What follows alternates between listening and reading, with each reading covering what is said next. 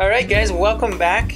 It's been a while. I apologize for not putting up a video. I've been super busy, but as you can see, everything is doing amazing. I wanted to update you guys on the saltwater Predator tank.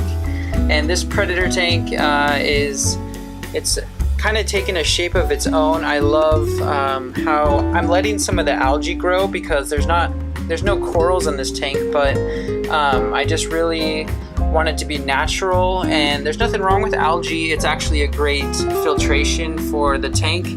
Algae filters out the poop and the pee, so it's actually not a bad thing to have some algae in your saltwater tank. But all of the inhabitants of this Predator tank are doing really well. As you can see, this guy's gotten huge. This long spine urchin is just getting massive. If you guys were here in person, it's probably almost the size of a basketball. Honestly, it's really big. And here's Mr. Puffer up here. So I got a lot of cool animals in here. I've really challenged myself to keep the water as clean as I could, because a lot of the species that I have in this tank, they don't really do well unless you have really great water quality, and one of those is this guy right here, the longhorn cowfish.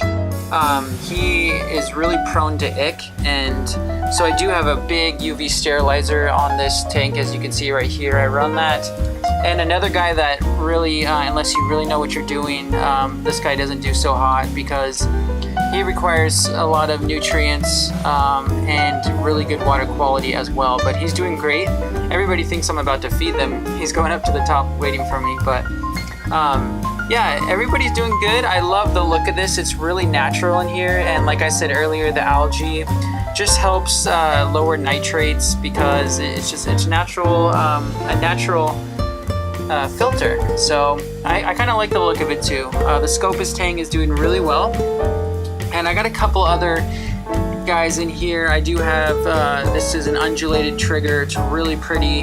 He has really like orange blue striping on him. If you would come out, maybe we could see it, but he hides a lot. So I do have another urchin. Look at this urchin, guys. I got this urchin maybe, I don't know, 4 months ago. This is a Halloween urchin.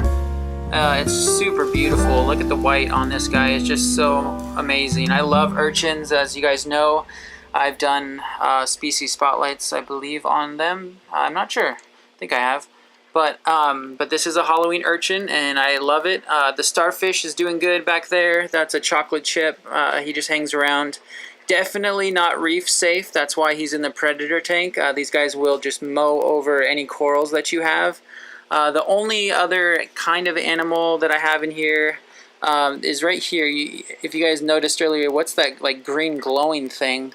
But that's a carpet anemone, and that carpet anemone is loving life. He hasn't moved. He's just chilling, and he's neon green. I mean, that has to be one of the brightest carpet anemones I've ever seen. So he's doing really well. The last bit of this tank, the last inhabitant, is my giant snowflake eel.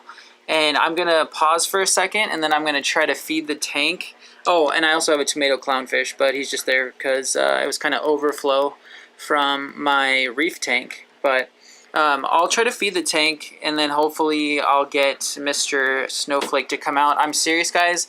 I'm not saying this. I think he's the biggest snowflake eel I've ever seen, and I've seen many. I go to stores all the time. I go to people's houses that have reef tanks, and this snowflake eel, man, he is just absolutely huge. So you guys will see when I feed the tank. Hopefully he'll come out for us, and I'll be back soon. Alright, hope you guys are enjoying this. It's been quite a while since I've done any videos, but this is what's going on in the Predator tank. I know people oftentimes love my cowfish. I don't know where the cowfish swam off to, but he's been a real favorite on the channel. Oh, how could I forget? I'm so sorry. I do have one more thing. I just got this guy. This is a figure 8 puffer, and a lot of people who are in freshwater maybe have heard about a figure 8 puffer, but they're really brackish to full marine puffer, and he's the one that's right in back there. I forgot about him because I just got him the other day, but he's actually quite big.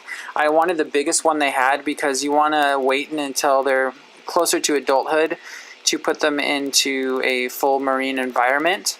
But this guy, he's super cool to have in this tank, and he's doing just fine. I mean, they do swim into full marine environments when they get older. So he's doing great. I was a little bit worried when I first put him in here, but if you acclimate them properly, they do well. But just make sure you wait until they're a little bit older, because you don't want to put one in there that's not ready. So, but he's doing good. He's beautiful. It's a really nice addition to the tank. He's really cool. That's a figure 8 puffer, and there's the cowfish. The lights from the tank might look, I don't know, make these guys look a little weird because there's like blue lights going on, but in person it looks really nice. So alright guys, I will be right back with the snowflake eel. This guy wants to come say hi, I guess. Everybody's hungry. Alright, I'm gonna go get the food. See you soon.